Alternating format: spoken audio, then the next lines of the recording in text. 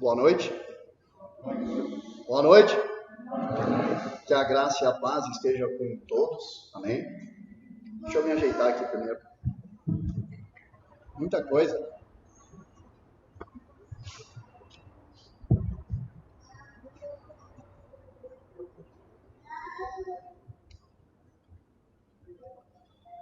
Irmãos, como já é do conhecimento, nós iniciamos a semana passada com o pastor Anderson uma série sobre a reforma protestante.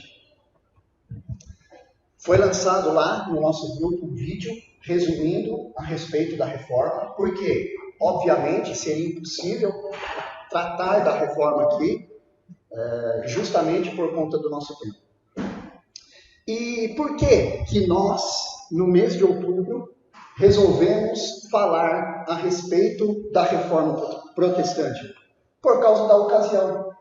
No dia 31 agora, de outubro, nós iremos comemorar 505 anos da reforma protestante. Você que está aqui hoje me ouvindo, se já tem Jesus como Salvador, você é denominado protestante. Você sabe por que você é um protestante? Talvez você já tenha alguns anos na caminhada da fé, mas ainda não se atentou para isso. Eu sou evangélico, protestante, mas por que você recebe esse nome? De onde que vem esse nome? Ser protestante. Eu vou dar uma rápida resumida aqui, para a gente entrar hoje no segundo sola, que é o solos Christus. Mas antes de eu falar dos solos Christus e a gente ler o nosso texto dessa noite, eu quero resumir a respeito do que o pastor Anderson falou domingo passado, e o porquê que o segundo sola recebe esse nome de solos Christus, ok? Então é isso aí, o tema, como vocês sabem, os 5 solas, são 5 lemas contemporâneos que representam o movimento da reforma de teólogos, de homens de Deus que fizeram a reforma, que foram contra os ensinamentos da igreja romana, que hoje nós conhecemos como Igreja Católica, tá? Vale lembrar que, quando eu falo de igreja, só existia, gente, uma igreja, tá? Não existia essa divisão de católico e de evangélicos. Era uma igreja, ok? E todos sabem que Martinho Lutero, no dia 31, fixa na catedral da igreja de Wittenberg as 95 teses, indo contra os ensinamentos das indulgências, que nada tinha a ver com a palavra de Deus. Por quê? Porque a igreja, de até então, ela estava usando os seus ensinos com interesses financeiros.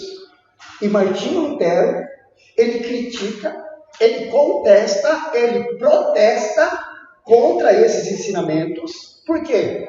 Porque para Lutero, ele havia entendido que o Papa não tinha autoridade de fazer o que ele estava fazendo autoridade. Presta atenção. O Papa, a liderança da igreja que até então não tinha autoridade para fazer o que eles estavam fazendo. Por que a repetição dessa palavra sola? O sola significa somente. É um termo em latim. Sola Scriptura, solus Christus. O segundo sola, ele pode ser falado de solus Christus. Por quê? Por causa da declinação do latim. Então ele não fica sola Christus. Pode ser solus Christus. Então é somente a Escritura, somente Cristo, somente a graça, somente a fé e a Deus somente a glória. Por que a repetição da palavra sola, da palavra somente? Olha só, atenção. Gente, havia um protesto teológico contra a autoridade deturpada da igreja. A autoridade da igreja, ela existe? Existe sim. Ela é real. Mas olha só. Mas a autoridade da igreja não é uma autoridade intrínseca. Ou seja, o que é esse nome? Intrínseca é que é dela própria. Então a autoridade da igreja existia sim, ela era real, mas não era uma autoridade dela própria, da própria igreja.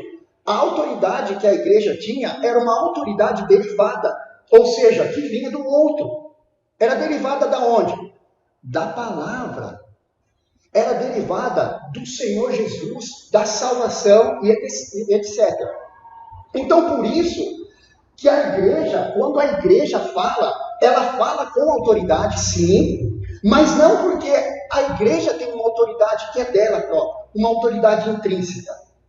A autoridade que a igreja possui é uma autoridade derivada. Por exemplo, quando Jesus está tratando de disciplina, lá em Mateus capítulo 18, versículo 20, Jesus fala assim: porque onde estiverem 2 ou 3 reunidos no meu nome, ali estarei. Acho que é o texto que eu já vi pastores, inclusive, tirando do contexto, falando bobagem desse texto, tá, gente? Por exemplo, a gente está aqui em mais de 2, 3, Jesus está presente aqui. Não tem nada a ver, não é isso.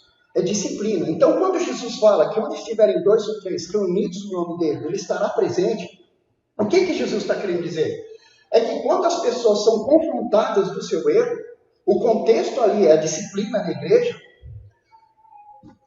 as pessoas, elas não confrontam com a autoridade própria. Os líderes, quando eles vão confrontar algum membro faltoso que está em pecado, eles não fazem isso porque eles têm autoridade própria. Eles confrontam isso porque eles têm autoridade de Cristo para fazer isso. Portanto, então, a autoridade da igreja é uma autoridade derivada. Olha só, quando a reforma eclodiu, então nós podemos dizer que houve uma redefinição do que significava essa autoridade da igreja. Agora, então, nós iremos ver o sentido de autoridade na igreja protestante. E qual que foi a discordância, tá? Motivo pelo qual aí a gente vai entender o porquê dos solas. Só a escritura, solos tristos e assim por diante. Então, o que eu vou fazer agora, gente, é explicar os 2 solas, o que o pastor Anderson falou domingo, e o que eu irei falar hoje, que é somente Cristo, tá? E a partir dessa ideia, então, a gente vai ver aí o que é autoridade para a igreja protestante. Então, o que eu vou dizer aqui agora vai ser um resumo do porquê que nós somos chamados de protestante. O que a reforma protestou em relação à autoridade da igreja católica que tornou a reforma protestante tão sui generis, tão singular, tão importante. Por que isso aconteceu? Então, olha só, o resumo dos 2 solos, sola escritura e solos Christus. A semana passada, o Andão falou sobre somente escritura. E eu coloco ali embaixo que somente a escritura vamos chamar de o fundamento da autoridade. Como eu já falei, o líder, ele não tem autoridade dele próprio. A autoridade existe aonde, gente? No fundamento, na base, que é a Bíblia. Tá? Então, olha só, o que isso significa? Somente escritura, e que a escritura é o fundamento dessa autoridade.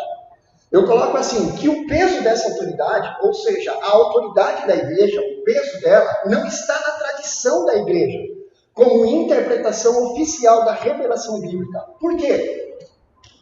Porque Roma, os católicos diziam que a tradição era uma outra fonte de revelação além da Bíblia.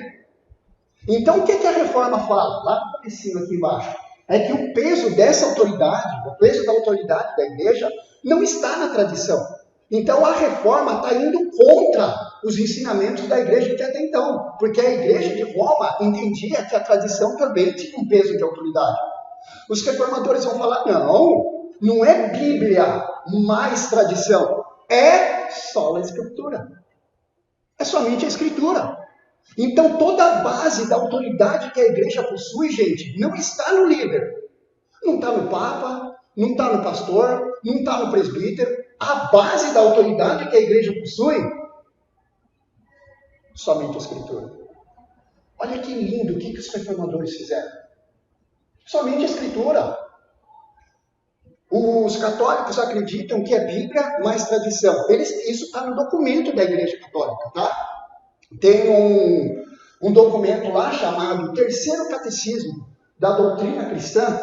Eles dizem assim, que as verdades de Deus, que as verdades que Deus revelou, acham-se na Sagrada Escritura e na tradição.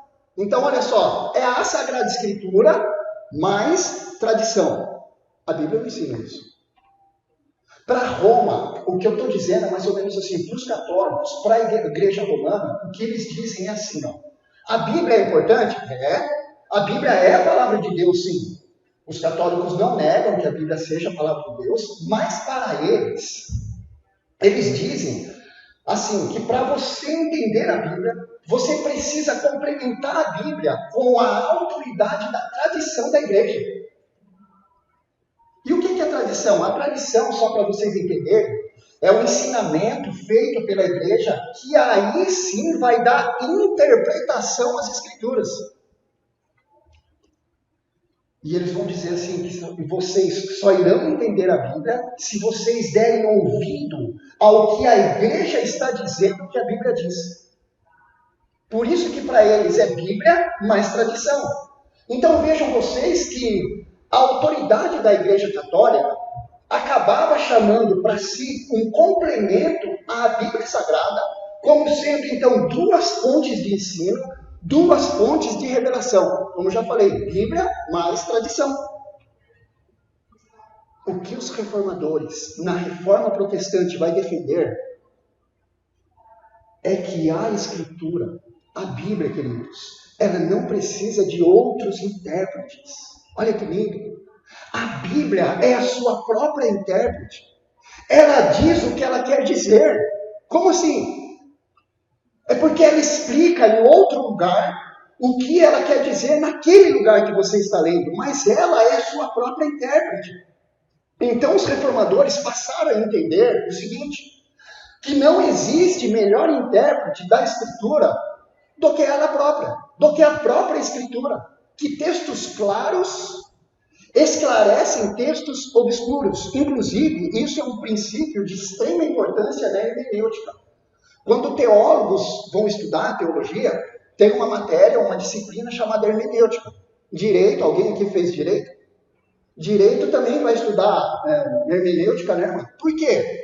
Porque a hermenêutica vai trabalhar com interpretação de texto. Então, um dos princípios importantes da interpretação na teologia é que textos claros esclarecem textos obscuros. Os reformadores entenderam, então, isso aqui, que a Bíblia é a sua própria intérprete. Então, entenda, para os reformadores, a igreja, ela só tem autoridade quando ela possui conformidade bíblica. Presta atenção. Inclusive a liderança dessa igreja. Vocês não têm autoridade intrínseca de vocês, só pelo simples fato de ser pastor, de ser presbítero, de ser a mesa administrativa. Vocês terão autoridade enquanto a vida de vocês tiverem conformidade com as Escrituras. Foi isso que a Reforma resgatou. Por isso, primeiro sola Escritura. Isso que eu estou falando, gente, de um líder não ter autoridade intrínseca, e sim autoridade derivada que vem da palavra, vocês vão lembrar, o último batismo que nós tivemos aqui com profissão de fé foi do Dinho, Juliano e família, as filhas. Quem veio aqui no dia vai se recordar de uma pergunta, uma das perguntas que o pastor Anderson fez a eles, dizendo assim, olha só, a autoridade na Bíblia, e não no próprio líder.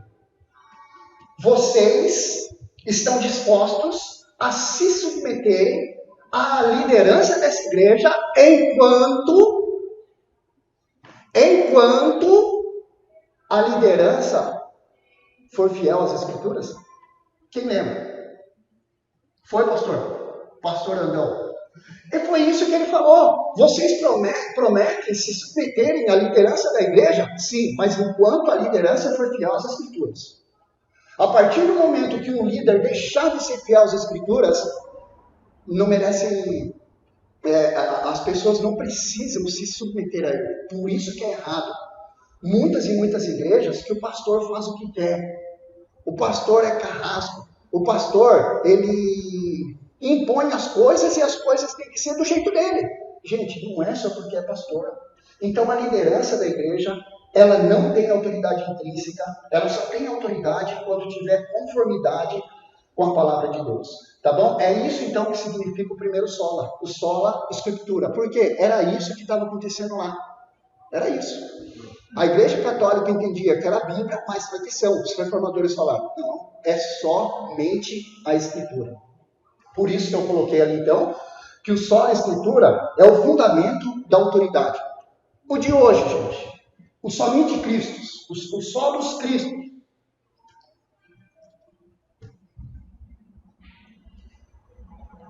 O solos Christus é o mediador dessa autoridade.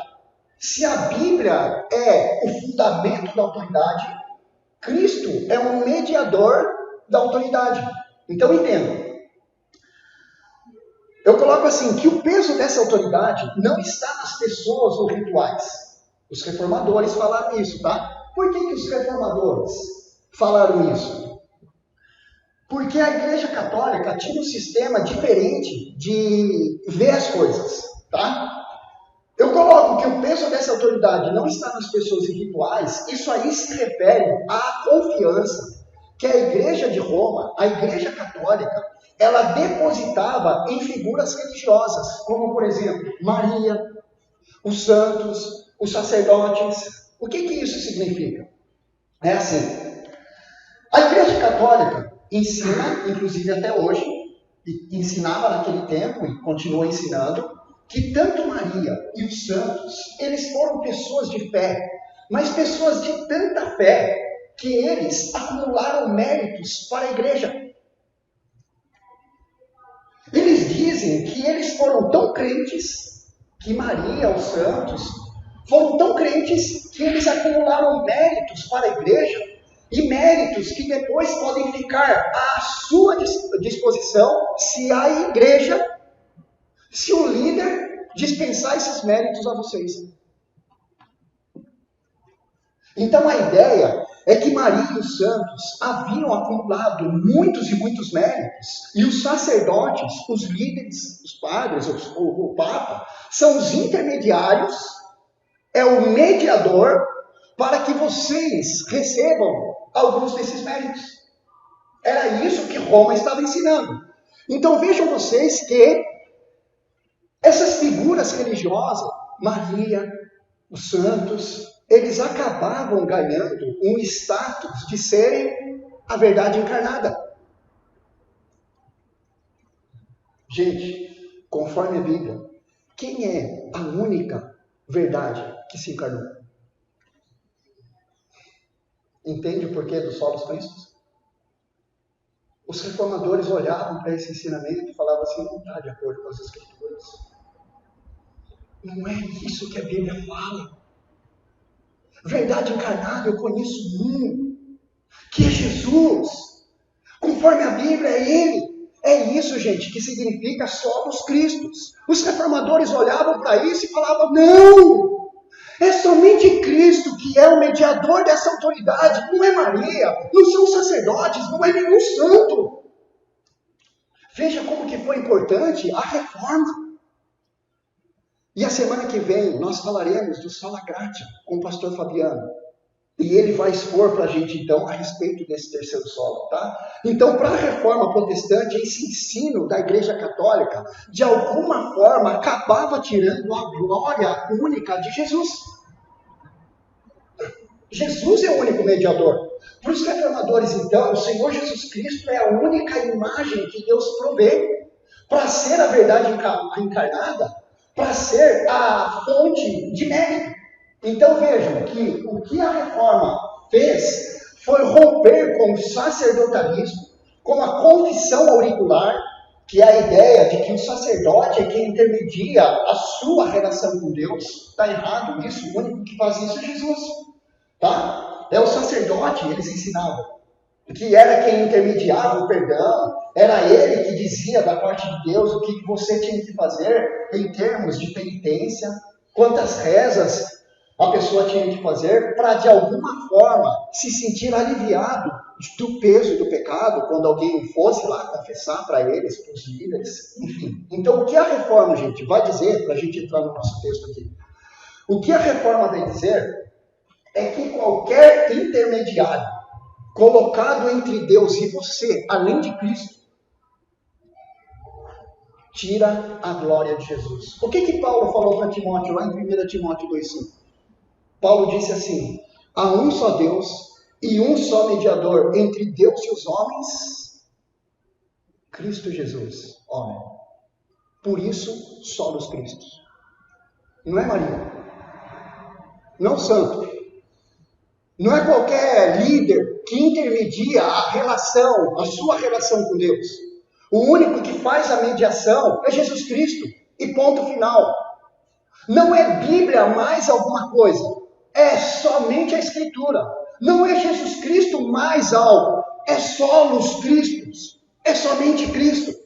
Então Jesus Cristo, ele veio ao mundo exatamente para não ter outros intermediários. Ele é a nossa relação direta com Deus. Cristo não precisa de intermediários. Tem um monte de texto, gente, que a Bíblia fala a respeito disso, tá?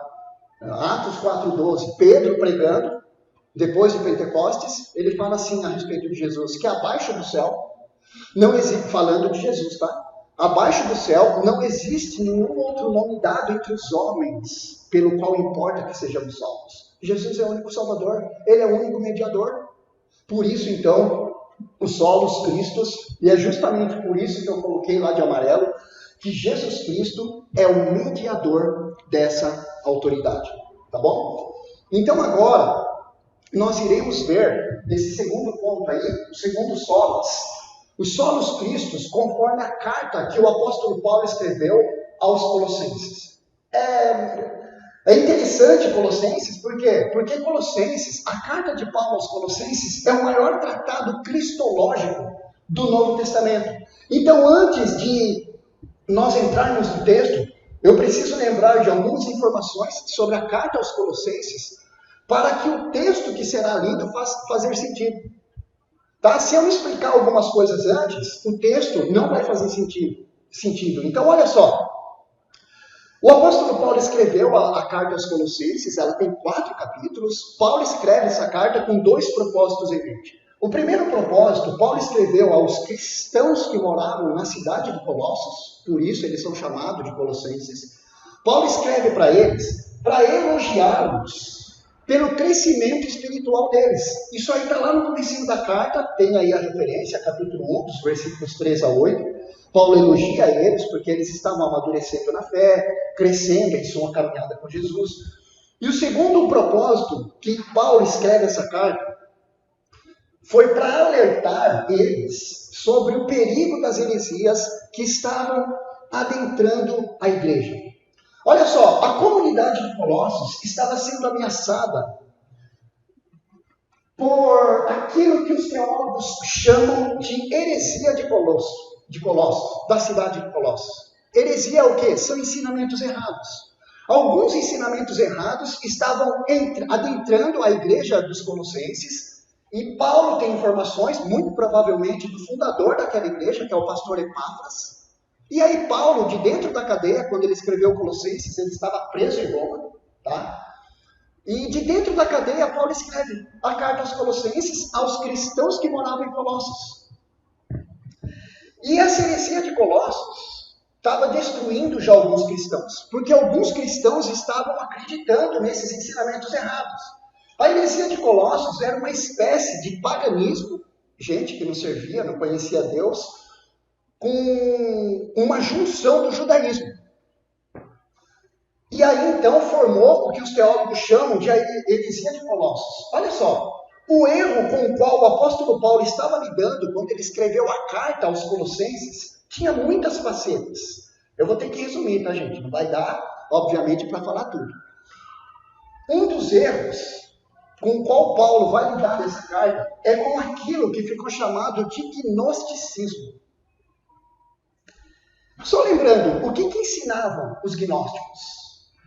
Só uma observação, gente. O gnosticismo ele foi tão devastador no início da igreja que 8 cartas do Novo Testamento, 8, foram escritas para combater o gnosticismo. Colossenses é uma delas. O que os gnósticos ensinavam? Olha só, Os gnósticos ensinavam que os anjos eram os criadores da matéria. Os gnósticos acreditavam e ensinavam que a salvação podia ser obtida através de um conhecimento secreto, tanto que a palavra gnosis, de gnosticismo, a palavra gnosis no grego significa conhecimento. Então eles acreditavam que a salvação podia ser obtida através do conhecimento em vez da fé. Os gnósticos também acreditavam e ensinavam que a matéria em si era essencialmente má. A matéria era mal.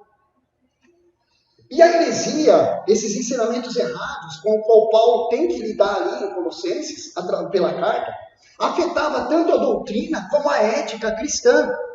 O gnosticismo, esse ensinamento gnóstico, ele foi um ataque desferido contra a suficiência completa que nós temos em Jesus Cristo. Por que eu falo isso? Por causa disso aqui, ó. O ensinamento gnóstico afetava algumas doutrinas nossas, algumas doutrinas cristãs. E quais doutrinas cristãs foram atingidas pela heresia de Colossos? Os gnósticos ensinavam que os anjos eram os criadores da matéria. Eles ensinando isso, afetava qual doutrina cristã? A doutrina da criação. A Bíblia fala que quem é o criador de tudo? Do mundo material e do mundo espiritual. A Bíblia parte do princípio assim, ó. O primeiro versículo da Bíblia. No princípio, criou Deus os céus e a terra. Estava afetando essa doutrina cristã. Atingia também a doutrina da salvação pela graça mediante a fé. Porque os gnósticos acreditavam que a salvação podia ser obtida pelo conhecimento em vez da fé. Não é isso que a Bíblia ensina. A Bíblia ensina que nós somos salvos pela graça, Efésios 2:8. Somos salvos pela graça mediante a fé. E isso não vem de vós, é um dom de Deus. A salvação é pela graça, por meio da fé. Estava atingindo essa doutrina cristã. Mas essa heresia também atingia a doutrina da encarnação do nosso perfeito Salvador. Por quê? Os gnósticos diziam que tudo que era matéria era essencialmente mal. Eles raciocinavam assim, peraí, se tudo que é matéria é mal, então Jesus, quando ele veio a esse mundo, ele não pode ter tido um corpo físico. Tanto que os gnósticos chegavam a ensinar que se Jesus andasse numa areia, a gente ia conseguir enxergar as pegadas dele na areia, mas se a gente fosse tentar pegar ele, era como se fosse um fantasma. Porque eles acreditavam que Jesus não tinha tido um corpo físico. Olha só, gente. Entende por que João, quando relata no capítulo 4 do seu evangelho, que Jesus, aquele episódio com a mulher samaritana, ele estava cansado da viagem, ele para naquele poço tomar água. João está enfatizando que Jesus teve um corpo físico, ele cansou. O evangelho de João foi escrito contra os gnósticos também. Entende por que aqui na carta Paulo fala assim, que em Jesus habita corporalmente toda a plenitude da divindade? Paulo faz questão de falar que em Jesus habita corporalmente, porque Paulo está indo contra esse ensinamento gnóstico. E essa heresia também atingia a doutrina da santificação. Por quê? Porque os gnósticos raciocinavam assim, se a matéria é má, logo o meu corpo é mau. E se o meu corpo é mau, o que eu devo fazer com ele? Afligir ele, maltratar ele. Tem pessoas assim, gente. E assim, então, os gnósticos acabavam caindo nas malhas do ascetismo. Se você reparar aí na sua Bíblia, em Colossenses, no capítulo 2, dos versículos 20 ao 23, Paulo vai falar contra o ascetismo. Por que Paulo está escrevendo a respeito disso? Por causa desses pensamentos gnósticos. O ascetismo é a crença de que podemos crescer espiritualmente fazendo o quê? Nos abstendo de coisas, flagelando o nosso corpo e nos mortificando fisicamente. Era exatamente assim que os gnósticos atingiam também essa doutrina, a doutrina da santificação. Gente, a Bíblia dá valor ao nosso corpo físico. A Bíblia dá valor. Por quê? Porque ele foi criado por Deus. É óbvio. É óbvio. Então a carta que Paulo escreveu aos Colossenses é a resposta contra todos esses ensinamentos errados, tá? Que estavam permeando lá. Então olha só, o apóstolo Paulo escreveu para essa comunidade ali dos cristãos da cidade de Colossos uma carta inteira fazendo o quê? Para corrigir todos esses erros, focalizando a pessoa do Salvador. E é aqui que eu quero entrar então no segundo solo. Somente Cristo. Porque aqui em Colossenses é o que Paulo vai fazer. Para corrigir todos esses erros, ele vai falar que só Cristo basta. Que só Cristo é suficiente. Então aqui na carta aos Colossenses, Paulo vai deixar claro a respeito da primazia do nosso perfeito Salvador. Por quê? Porque aqui na carta Paulo vai falar sobre o lugar de Jesus no universo. Paulo vai deixar claro a respeito da obra de Jesus na salvação. Paulo vai deixar bastante claro também a respeito da preeminência de Jesus como Deus. Ele é Deus. Paulo vai falar nessa carta sobre a posição de Jesus como cabeça da igreja. Paulo vai falar sobre a absoluta suficiência que temos em Jesus e somente em Jesus para toda a necessidade humana. Não é Jesus mais alguma coisa, é Jesus e ponto final. Somente Cristo. Somente Cristo. Eu chamo a sua atenção, então, para nós analisarmos o que Paulo fala aqui, sobre a preeminência. Preeminência, gente, significa superioridade, tá?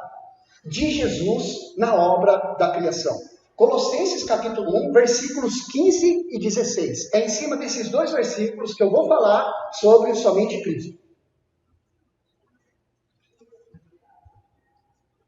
Mais uma vez errado.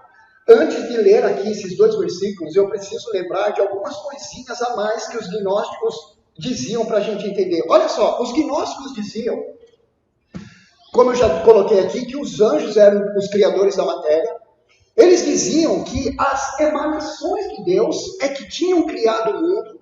A respeito de Jesus, olha só, atenção. A respeito de Jesus, olha só o que os gnósticos diziam. Eles falavam assim a respeito de Jesus, ó. Que do Deus essencialmente santo, o Todo-Poderoso, que existe nos altos céus, eles diziam.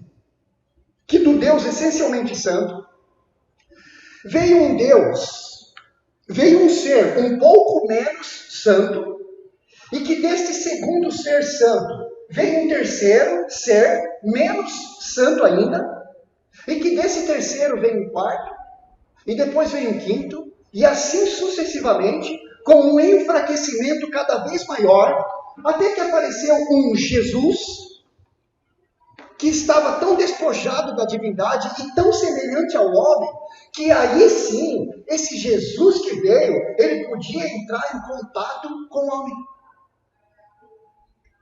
Era o que os gnósticos acreditavam a respeito de Jesus. Gente, quantos e quantos ensinamentos errados estavam falando lá na Reforma? E quantos ensinamentos errados você convive no seu dia a dia também, com pessoas que acham a respeito de Jesus aquilo que não tem nada a ver.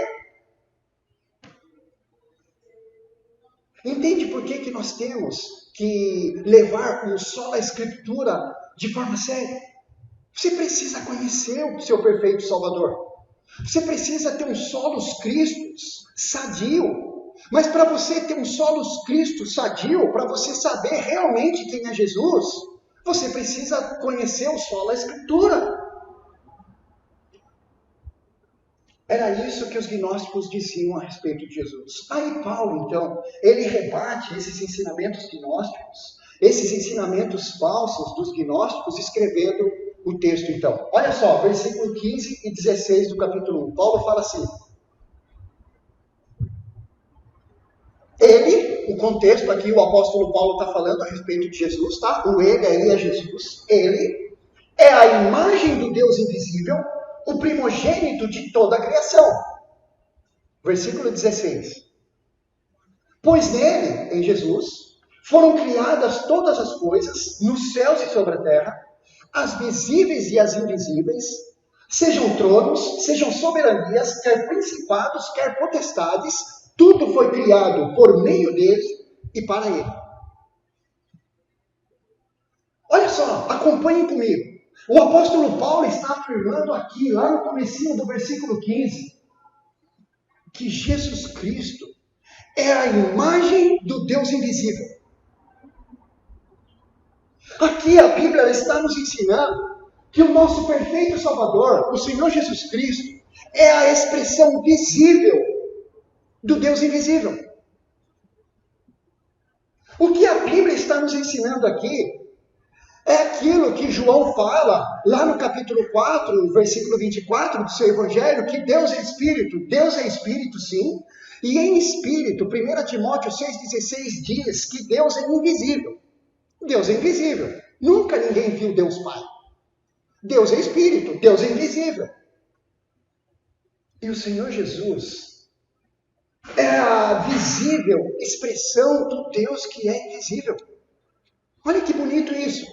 Aqui o que o apóstolo Paulo está dizendo é que o Senhor Jesus Cristo é a imagem de Deus e não a imitação de Deus. Olha só, aquela palavrinha ali que eu coloquei de azul, imagem, quando Paulo fala que ele é a imagem do Deus invisível, essa palavra imagem aqui no texto, ela significa uma representação e uma revelação exata. O autor aos Hebreus, quando começa a sua carta falando a respeito de Jesus, que nos últimos dias tinha nos revelado pelo Filho, ele começa a carta falando assim, que ele, Jesus, é o resplendor da glória e a expressão exata do ser do Pai, do ser de Deus. Então, Jesus não é uma cópia de Deus. Jesus é a encarnação de Deus no nosso mundo, no mundo dos homens.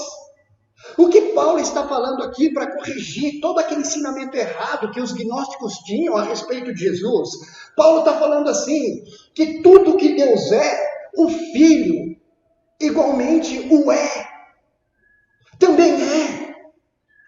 Lembra que lá em João, no capítulo 14, versículo 9, Jesus ele disse assim para Filipe, Filipe, quem me vê a mim, vê o Pai. Como dizes tu, mostra-nos o Pai.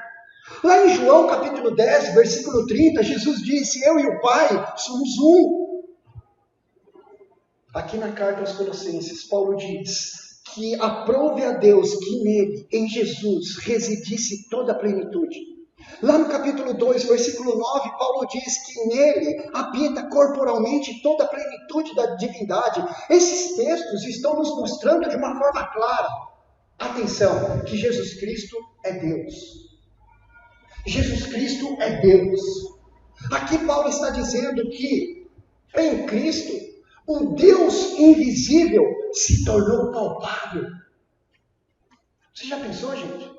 Há 2000 anos atrás, Deus pisou na terra, no nosso mundo, quero dizer, no mundo nosso, no mundo dos homens. Lembra que João começa o seu evangelho dizendo assim, e o verbo, que é Jesus, se fez carne e habitou entre nós, cheio de graça e de verdade.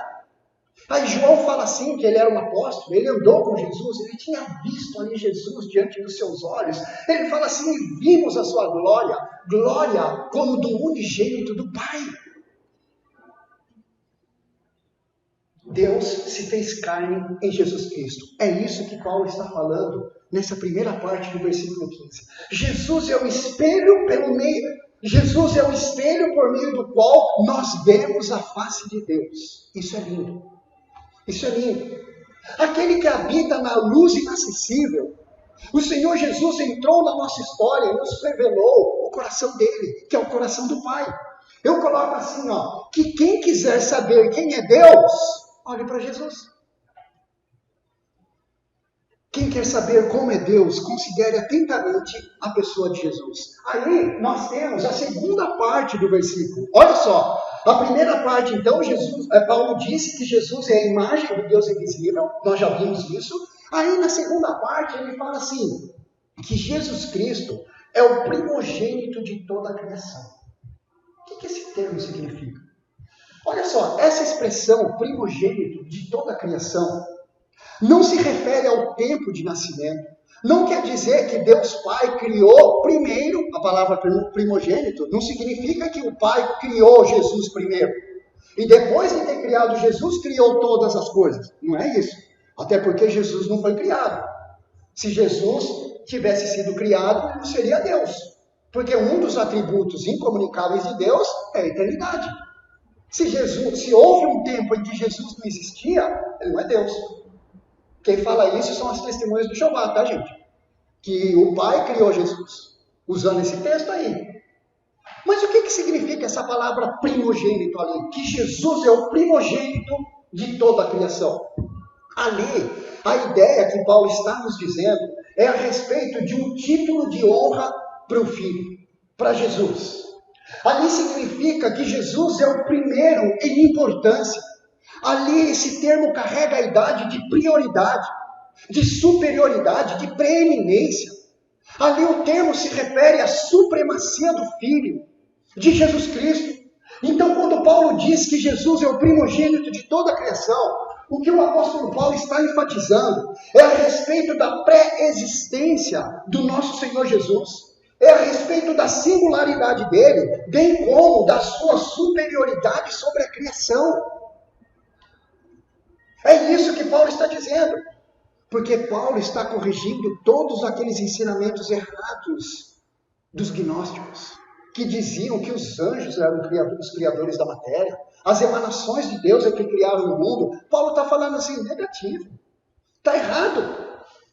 Paulo está mostrando aqui então que os anjos não são os criadores da matéria. Não foi as emanações de Deus que criaram o mundo.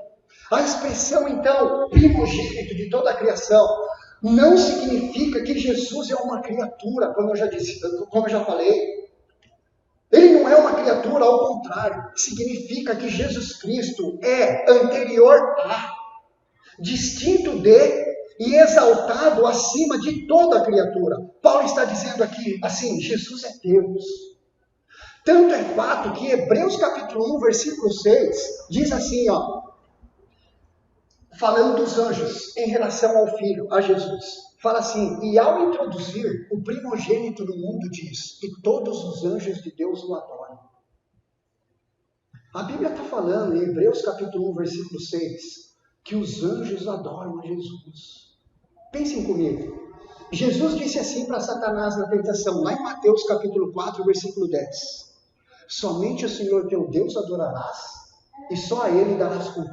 Jesus está falando que o único que merece ser adorado é Deus. Se Hebreus 1,6 diz que os anjos adoram a Jesus, logo, Jesus é quem? É Deus. Os anjos são os criadores da matéria. Quando os anjos foram criados por Ele, obviamente Ele, Jesus, já existia, porque Ele sempre existiu por ser Deus. Olha quanta riqueza, gente. Olha quanta riqueza. O que Paulo está dizendo, então, é justamente isso aqui. Que os anjos não são os criadores da matéria. Se os anjos adoram a Jesus, Jesus é Deus. Jesus é o Criador. É o que Paulo vai dizer no versículo seguinte, no versículo 16. Então, primogênito de toda a criação aqui refere-se a Jesus como cabeça, como aquele que é o primeiro em importância. Primogênito de toda a criação aqui na segunda parte do versículo 15, significa aqui que Jesus recebe a mais alta honra. Versículo 16, olha só. Aí no versículo 16, o apóstolo Paulo deixa claro que Jesus Cristo é o autor da criação. Lembre-se que ele está trabalhando contra os ensinamentos errados dos gnósticos, que tinha toda aquela crença lá que a Bíblia não ensina. Olha o que Paulo faz de dentro da cadeia para corrigir todos aqueles ensinamentos errados que estavam, inclusive, atingindo já a vida de alguns cristãos da igreja.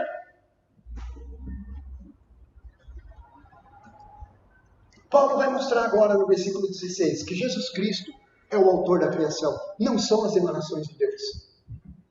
Não são os anjos, os criadores da matéria. É o Filho. É o solos Cristo.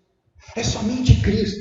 Então Paulo deixa claro que o Senhor Jesus não é uma emanação de Deus, como diziam os gnósticos, Paulo vai deixar claro aqui no versículo 16, e evidente, que o Senhor Jesus também não é um espírito iluminado, como ensinam os espíritas.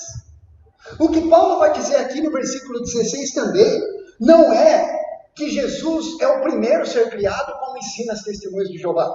Pelo contrário, Paulo aqui, ele não aceita dúvidas. Ele vai deixar claro para a gente que Jesus Cristo é o Criador do universo. Por isso que eu coloquei ali que Jesus é o autor da criação. Então aqui no versículo 16, nós iremos ver 3 verdades que Paulo destaca a respeito da pessoa de Jesus. Olha só, a primeira verdade que Paulo destaca a respeito do Senhor Jesus Cristo é que Jesus Cristo é a fonte da criação. Jesus Cristo é a fonte da criação. Quando ele fala assim, pois nele, em Jesus, foram criadas todas as coisas, nos céus e sobre a terra, as visíveis e as invisíveis, sejam tronos, sejam soberanias, quer principados, quer potestades. Paulo está mostrando aqui que Jesus é a fonte da criação. É óbvio que a criação é um fato histórico, porque aconteceu num tempo definido que a Bíblia chama de um princípio. Como eu já citei aqui, Gênesis 1:1. Moisés começou Gênesis falando que no princípio criou Deus os céus e a terra.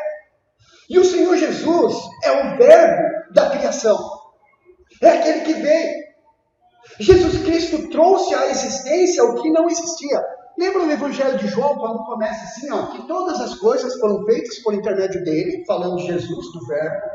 Todas as coisas foram feitas por intermédio dele, e sem ele, nada do que foi feito se fez. Está vendo como que a Bíblia é clara que Jesus é o Criador? Ele é o autor da criação. Então, olhando aqui para Colossenses capítulo 1, versículo 16, e João capítulo 1, versículo 3, vejam comigo que o coração do Senhor Jesus desejou um mundo que ele existisse. A mente do Senhor Jesus planejou o mundo. A vontade do Senhor Jesus concebeu o mundo. E a palavra de Cristo, a palavra dele, trouxe esse mundo à existência. Olha como que Paulo, ele é fundo em rebater os ensinamentos errados dos gnósticos. E para fazer isso, o que ele faz? Somente Cristo. Somente Cristo. Aqui Paulo está deixando claro que Jesus é a fonte originária de tudo que existe no céu e na terra. Pense comigo, gente, as galáxias deste vasto universo, elas foram obras das mãos do nosso perfeito Salvador. Aqui em Colossenses 1,16, Paulo está dizendo que o mundo visível e o mundo invisível são obras de Jesus. O mundo físico foi criado por Cristo e também o mundo espiritual.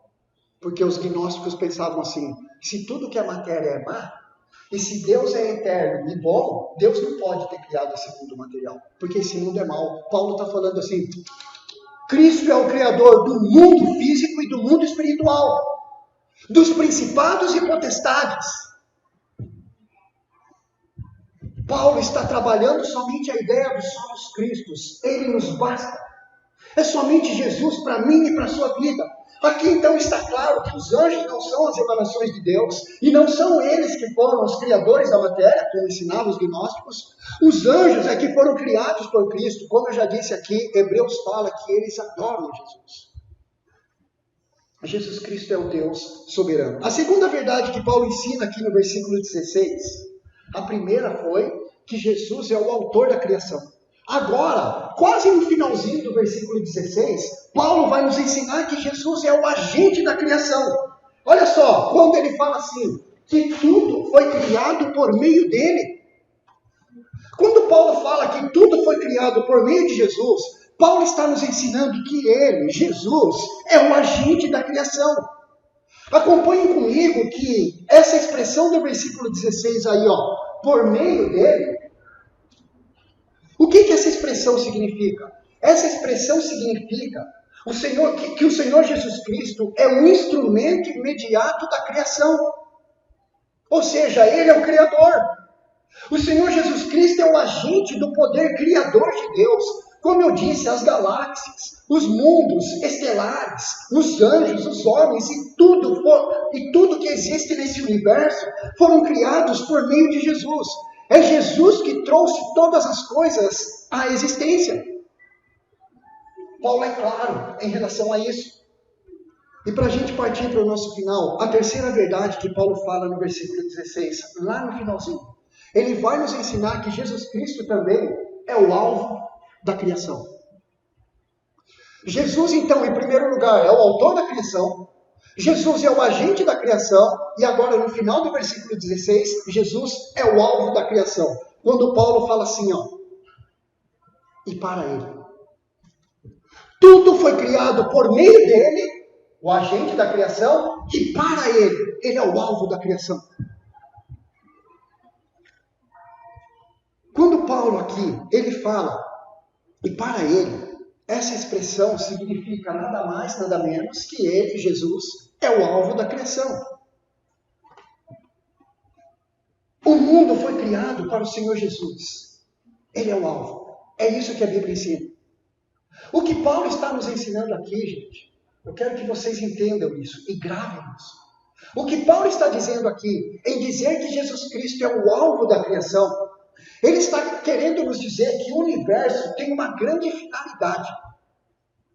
Jesus criou esse universo, Jesus me criou vocês com uma finalidade, com um propósito.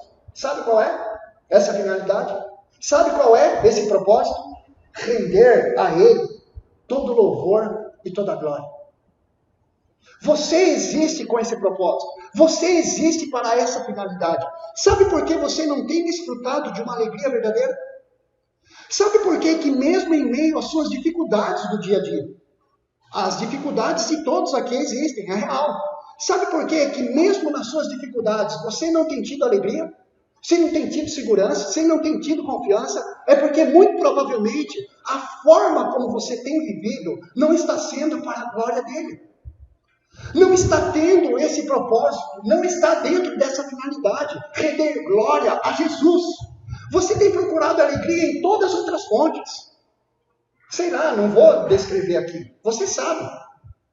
É por isso que você não tem desfrutado de uma verdadeira alegria, de uma paz profunda, mesmo nos momentos difíceis. Mas a Bíblia fala que nós estamos aqui para render glórias a Ele. E a nossa vida tem que ser o alvo de centralizar Ele na nossa vida. Desde os bilhões de sóis que compõem as galáxias espalhadas por todo esse vasto firmamento que Ele criou, até aqueles micro-organismos que a gente não pode ver a olho nu.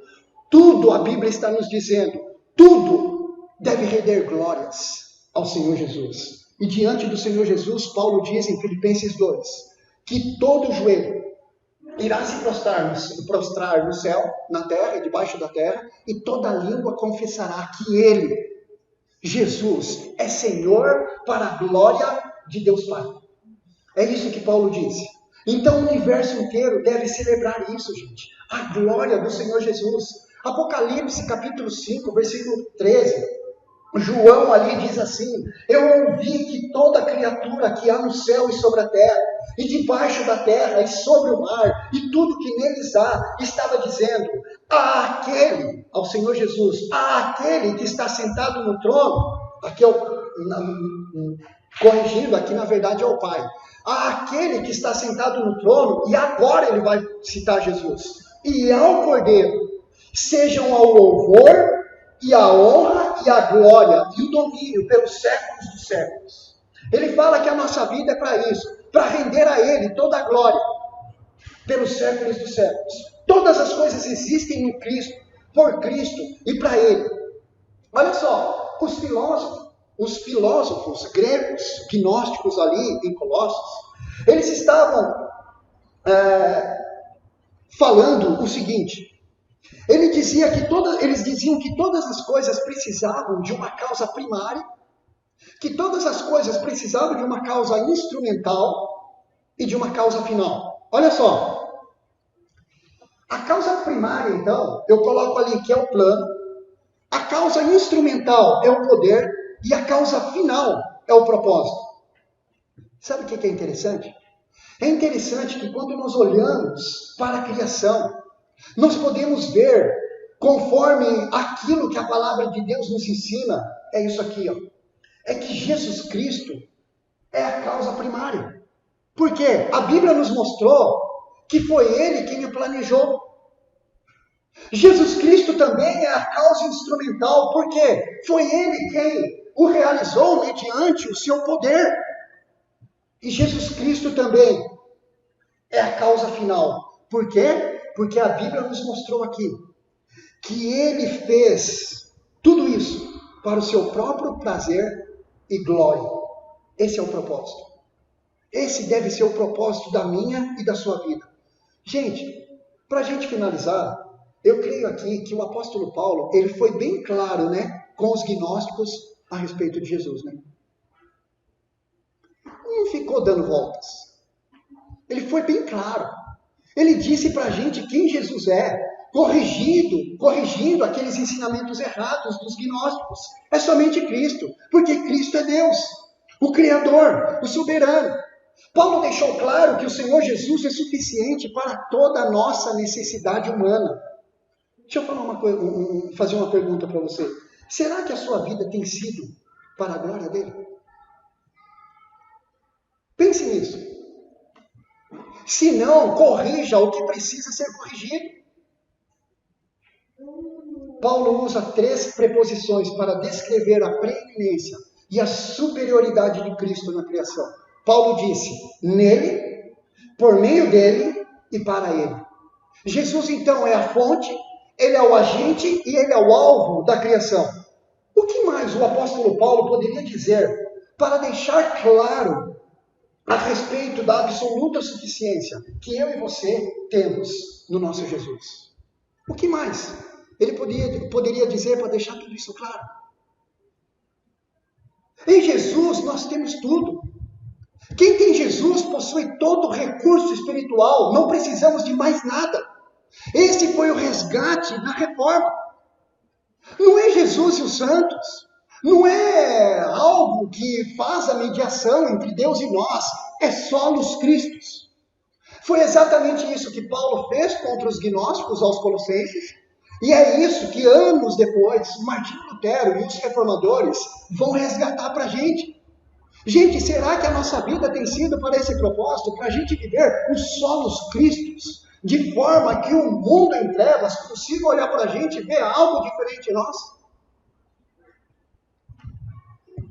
Os gnósticos diziam que era preciso um conhecimento secreto e mais elevado do que a Escritura para a salvação. E Paulo, no capítulo 2, versículo 3 de Colossenses, vai dizer, não, é em Cristo que todos os tesouros da sabedoria e do conhecimento estão ocultos. O que Paulo está mostrando para a gente? É que não é Cristo e mais alguma coisa, é Cristo e mais nada. Onde é que os cristãos, gente, tiraram essa ideia de que a gente precisa de algo mais além de Cristo?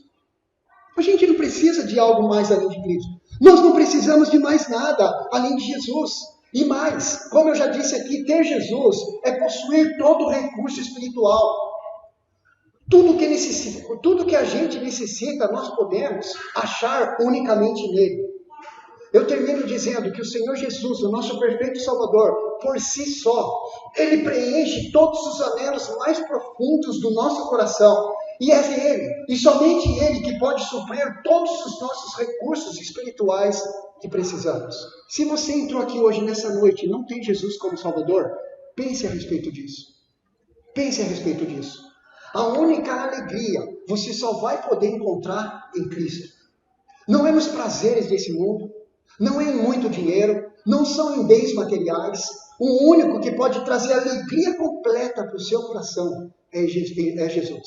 Alegria completa e segurança de salvação, porque ele disse ao Pai, porque ele disse assim, todo aquele que o Pai me dá, esse vem a mim. E os que vêm a mim, de maneira nenhuma, os lançarei fora. Abaixe sua cabeça. Reflita sobre a sua própria vida e a forma como você tem vivido. Quem sabe você entrou aqui hoje E há uma necessidade urgente de você rever os seus conceitos a respeito da pessoa de Jesus. Jesus é o único que pode te salvar. Ele é o único que pode mudar a sua vida, mudar o seu coração. Ele disse que ninguém pode ir ao Pai se não for por Ele. Não existe outro caminho para você ser salvo. É somente Jesus.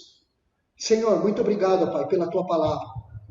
E eu peço que o Senhor nos ajude, Pai, a tratar a Tua palavra, Pai, com amor,